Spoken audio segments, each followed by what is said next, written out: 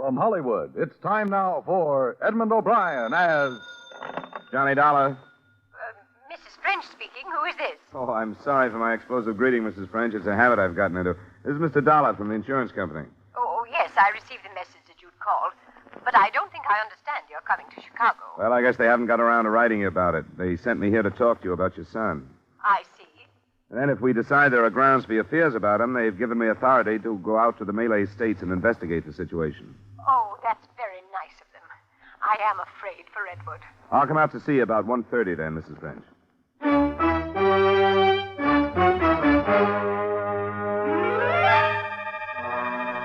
Edmond O'Brien in a transcribed adventure of the man with the action-packed expense account. America's fabulous freelance insurance investigator. Yours truly, Johnny Dollar.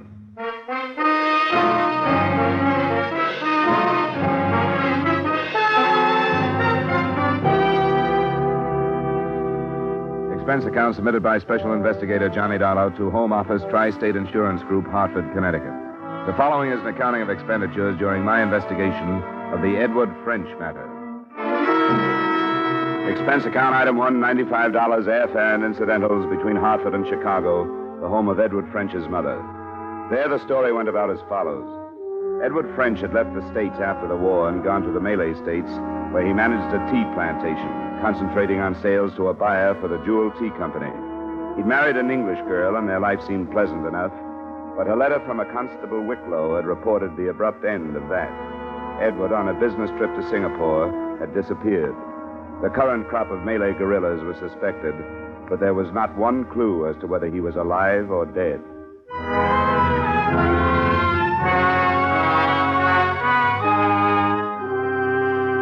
Expense account item 3, $1,283 airfare to Singapore. It was almost a week later that I jostled my way through the crowded streets to the office of the jewel tea buyer, Mr. Neeps. You know, it's odd, Mr. Dollar. You won't believe this, but I was thinking of Ed just as you walked through that door. You knew about the disappearance? Oh, yes. Constable from Raoub sent word down a week after he'd been here. Oh, Mr. French did come here after he left his plantation. Yes, we finished our business in the afternoon and went to dinner at the club that night. He left the following morning. Did you hear from him the following morning? Well, no, but I knew that was his plan. Actually, I wasn't worried about him even after I heard about it. Ed's, not peculiar, I guess, but strong-willed. If 50 men told him not to swim across a river, he'd do it just to please himself. You get to expect the unexpected from him. I don't know if I make myself clear. I think I understand. Selfish may be a better word. What I mean is that it would be like Ed to suddenly leave for some place without bothering to tell anyone. Not even his wife? Well, first of all, not his wife. Now, don't misunderstand. I like Ed, but I can't help disapproving of some of the things, like the way he treats Catherine. But none of my business.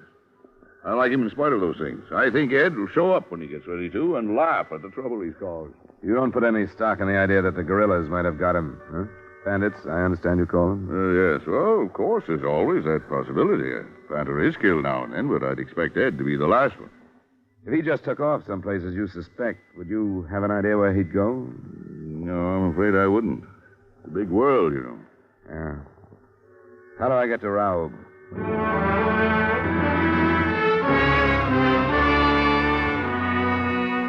I began to appreciate the state of siege British Malaya is living under when I boarded the train the next morning. All the windows in all the cars were covered with wood, hard and thick enough to withstand fair-sized bullets. At the stopping point near Raoub, I was met by 2 native policemen armed with Bren guns who drove me the rest of the way in a jeep that had been encased in armor. There was no trouble, but by the time I reached the police station in Raoub, I had a healthy respect for the dank wall of jungle that pushed in from all sides and the unseen enemy it hid. Because on the way, I was notified by the native driver that Constable Wicklow had been killed from ambush the day before. His replacement was Constable Downs. It's a nasty business, cleaning them out. Poor Wicklow'd been at it for almost a year. Well, it must have happened after I talked to the police in Singapore. Yes, last night. They attacked the Stewart estate. That adjoins French's. Wicklow was killed on the way out with reinforcements. They'll single out the leader every chance they get. What do you know about French's disappearance? Very little, I'm afraid. I read Wicklow's report when I learned you were coming.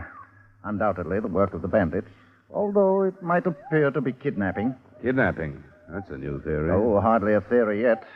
But it's not been their habit to conceal the bodies of their victims.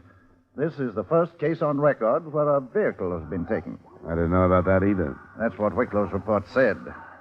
That's all I know about it. Constable, I want to go out and talk with his wife. How do you... Take the Jeep by all means. It's rather late in the afternoon to start out. If you can't be sure of getting back here before dark, well, there's hardly any possibility that you'll take a chance. The native boys simply won't start back. They'll stay behind the barricade there for the night, and so will you.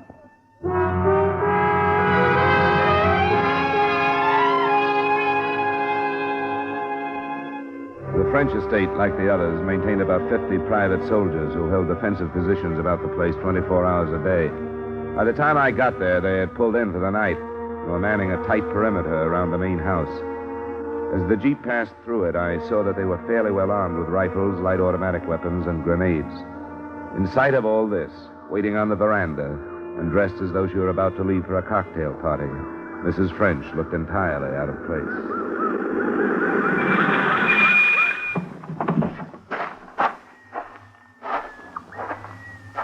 Mrs. French? Yes? Oh, didn't Constable Downs telephone about my coming? He said he would. Constable Downs? I'm afraid he wasn't able to. Our telephone wires have been out. Oh.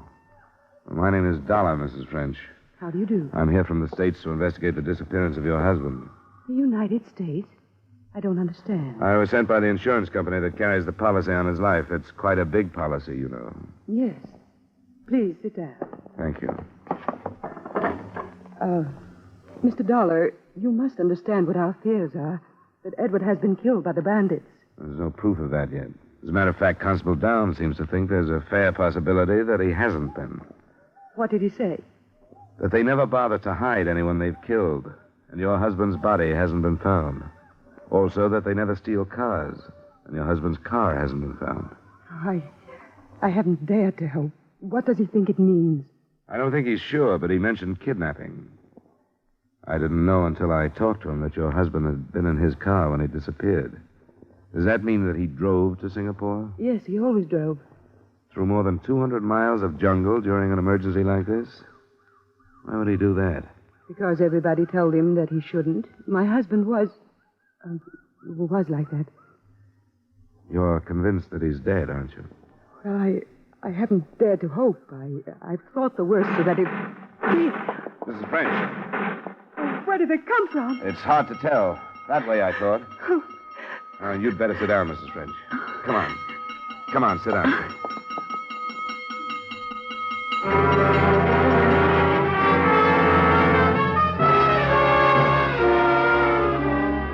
About 15 minutes later, I thought I understood her violent reaction to the shots in the far distance. A small lorry pulled up in front of the house, and a blond man of 30 or so years got out of it. He was introduced to me as Keith Stewart, manager of the adjoining estate. From one brief look that passed between Mrs. French and him, I thought I understood who she had been afraid for. Well, I dare say that nobody would travel all the way out here if I caught it. You Americans are a surprising lot. Yes, I suppose so. And by the way, I very nearly did catch it. We heard the shooting. How many were there, Keith? Hard to tell. As usual, I could scarcely see the beggars. But their number's not as important as the fact that they're still in the vicinity after last night. I'm afraid we shall have to expect another raid tonight. The telephone lines have been cut. Yes, I rather thought they had. I tried to call. That's why I popped over. I think we can expect them here tonight.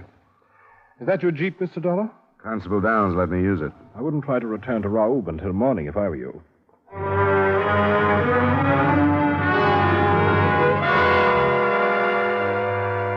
2 hours later, it was dark. A double guard had been posted, and floodlights glared out in a 200-yard circle around the house. There was a rather strange supper shared by Mrs. French, Keith Stewart, and myself. The association between the two was obvious to me by the time coffee was served, and the rest of it came out later that night. I couldn't sleep in the uneasy house, and at 11 I left my room to go get some air on the veranda. But they were already there. And what I overheard from inside the house just about settled the case as far as I was concerned. I was waiting for a definite statement when the conversation was interrupted. Here. Go inside, Captain. What is it, Stewart? Well, sir, did our little war awaken you? I wasn't asleep. You said you had a weapon for me? Yeah. Go inside, Captain. All right. Please be careful. Right over here, Mr. Dollar. Not a gun of American manufacture. Are you familiar with the Thompson product? Yeah, thanks. You'll have to arm it. The chamber's empty. Now then, you're going out there with me? That's what you wanted, wasn't it? Very good. Rather an odd way to carry on an insurance investigation, isn't it? That's right. But you'd hardly call this an ordinary case.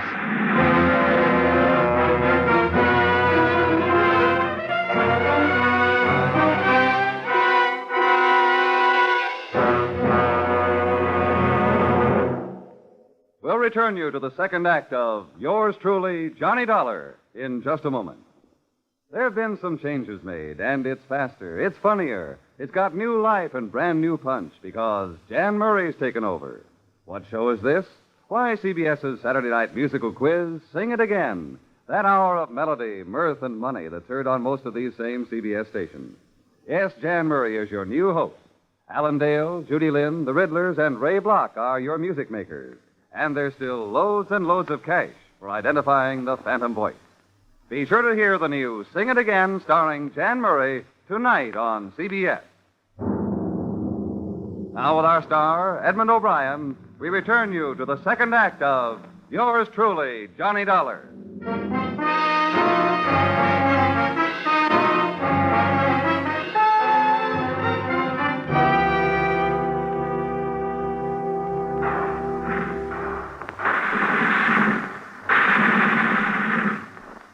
Converge your fire! Converge! Blast to keep that lane covered. We've other guns to look about for targets. There's a movement to the left, Stewart. Good man, two of them. Take them if you like. There's 100 of them. The main force all right. Swing your fire! You there! Concentrate on their rear. You two, Dollar. Straighten them out! We'll be in the enfilade position.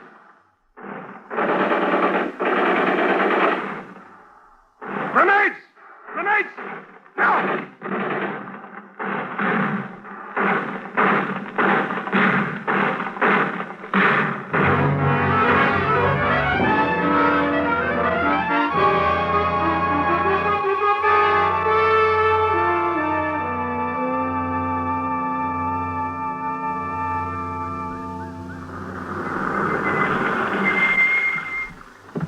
Thanks, man.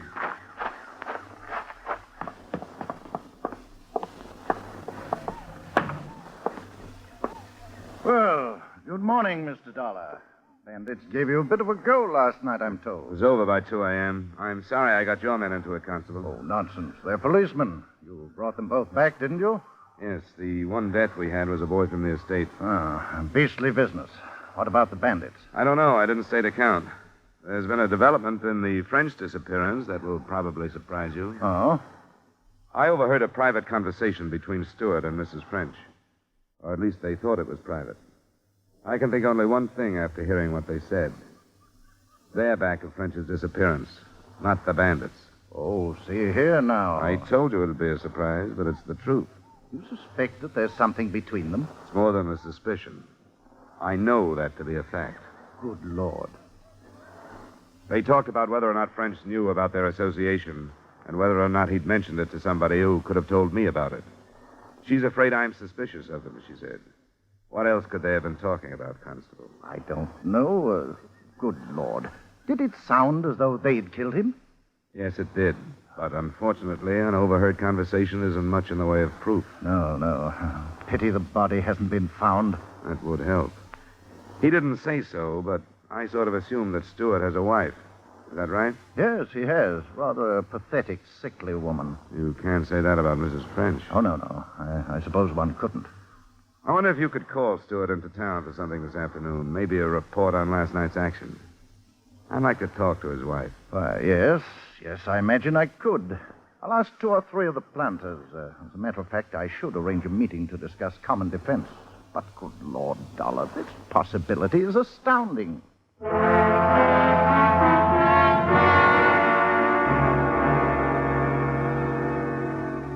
It was almost too hot to move when Constable Downs opened his meeting But I jeeped to the Stewart estate and was admitted to the room where Mrs. Stewart was resting, a pale, fever-ridden woman.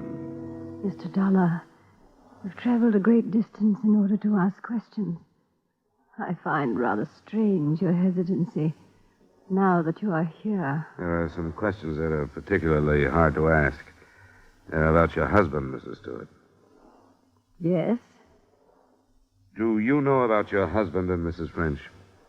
Of course I've known. He's in love with her. And I don't care. Has he spoken of divorce? Under British law, Mr. Dollar, it would be my place to speak of divorce. Why do you ask? I wondered if he or they had any plans for the future.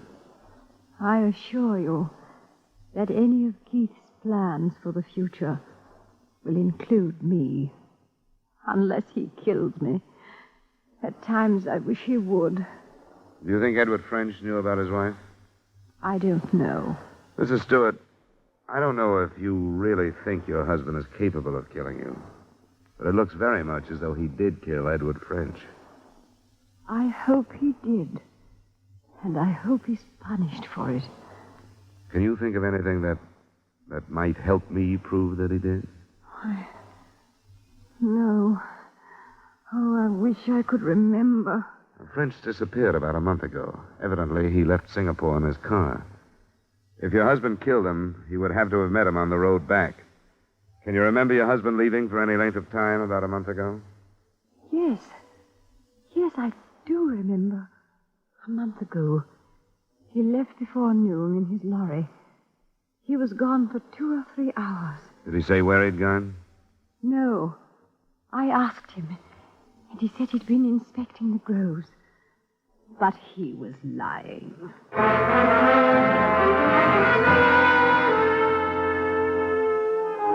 It was hard to know whether she was speaking the truth or what was manufactured by her hate for her husband. When I left her, I went back to the French estate. Mrs. French was reportedly too ill from the previous night's excitement to see me at the moment, and I was told to wait. I waited until an hour before dark and then was faced not by the lady of the estate, but by Keith Stewart. My wife told me about your visit, Mr. Dollar. She did? I was hoping that she wouldn't. I'm sorry that you bothered her. She's quite ill. At times, what she says has entirely no basis of reason. Oh? She seemed to be all right when I saw her. She told you that I killed Edward French. Do you think that's a reasonable statement? She didn't tell me that. And why should she say that she did? Probably because I told her. You told her? Yeah. Why would you think a thing like that, Mr. Dollar? Because it doesn't look like natives' work, for one thing. The body hidden, the car missing. That doesn't necessarily follow, Mr. Dollar. A jungle animal might have made off with his body.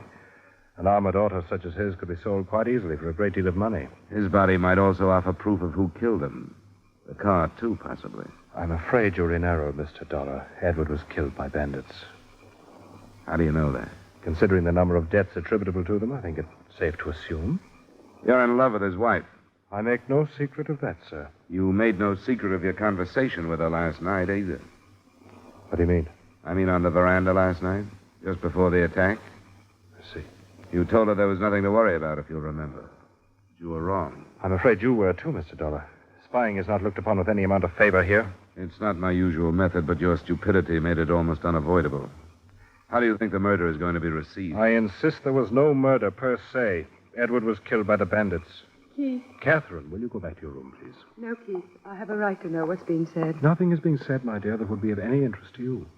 Why do you say that, Stewart? I've been listening, Keith. I have a right to be here. All right, my dear. As you know, then, we were discussing the possibility that I might have killed your husband. It's a groundless discussion, since even if Mr. Dollar were convinced that I had, there would be the matter of proof. I've been expecting that. And you have a solution? Not at the moment. But let me tell you this. I have Constable Downs convinced, too. He arranged the meeting of you planters this afternoon only to give me time to talk to your wife. Keith. Please, Catherine, be quiet. The constable has probably radioed our suspicions to Singapore by now, so you can see that the ball is rolling, so to speak. Catherine, be quiet. Go to your room, Catherine. It'll be better if you'll go to your room. You can see she's ready to break down right now. I don't think you have a chance, Stewart. She had nothing to do with it, Dollar. I'll accept full responsibility. We did fall in love.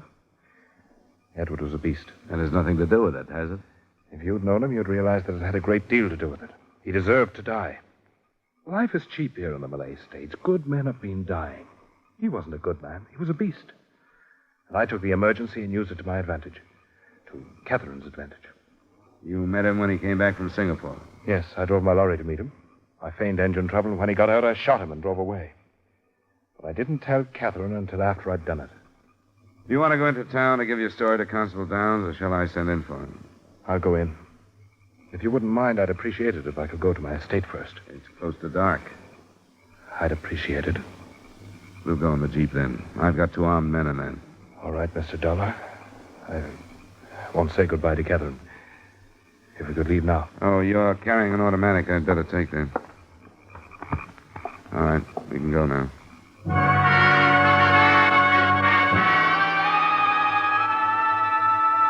It was too close to dark when we swung into the last mile of his estate. The jungle seemed to press in closer than ever. The orange sun had sunk below the trees by the time we reached the house. The guard was set, and I wondered if I'd spent another night with a Thompson in my hand. We walked into the house, and there faced a man I didn't recognize until Stewart screamed his name. French! French? But how? An emaciated Edward French, a scarecrow, half alive, and holding a pistol in his hand. French? Edward? Yes, Keith. No, Edward, no! You are Edward French? Yes, I'm Edward French. I'm still alive. I stayed alive so I could come back and face the man who thought he'd killed me. How is Catherine? Edward. Is she happy thinking I'm dead? She should have known that I wouldn't die. I didn't die, Keith. Keith was going in to give himself up, French. You won't have to now. No, wait a minute. Let things go the way they're going. I know how things are going. I don't know you, but don't try to stop me. Edward. Look, Edward, there's nothing I can say. Nothing I can say, but Edward, there must be something.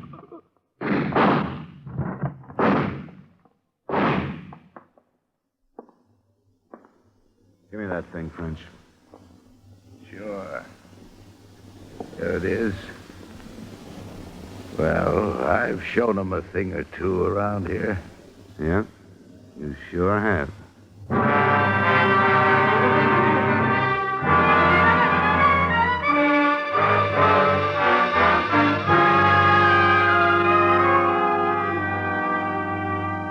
Expense account item 4, same as items 1 and 3, transportation back to the States in Hartford. Item 5, miscellaneous, $200. Expense account total, $2,739.50. Remarks? The story of French being left for dead and driving to a settlement hospital is too long to cover here. But he did, without letting anybody know who he was. The last I saw of him, he was being booked for murder himself. I had no idea that a cup of tea might have all this background. But I was there. Yours truly, Johnny Dollar.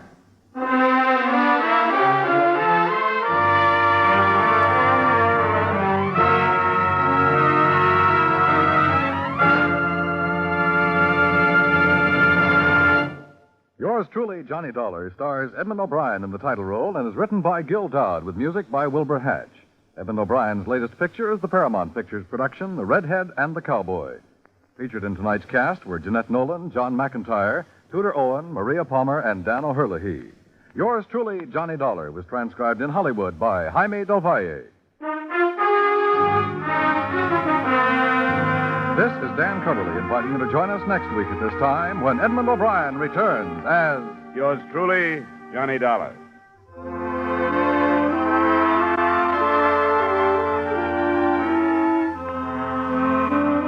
For more adventure and mystery tonight, CBS brings you Hopalong Cassidy, Gangbusters, and Broadway is My Beat on most of these same CBS stations. Stay tuned now for Larry LeSueur with 5 minutes of the latest news, which follows immediately over most of these same CBS stations.